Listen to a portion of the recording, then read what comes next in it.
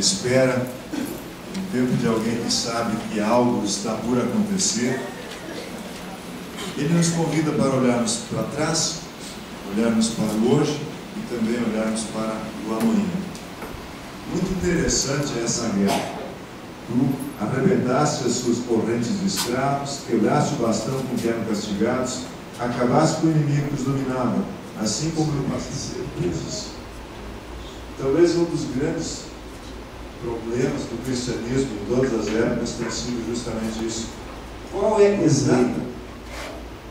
Um nascido de mulher, como diz esse povo, em que Jesus vem e precisa achar um lugar no mundo. E eu quero pensar sobre se ele ouviu, está fechado, está fechado, está fechado. Diz que sempre se está se deparando com as surpresas ruins da alma humana.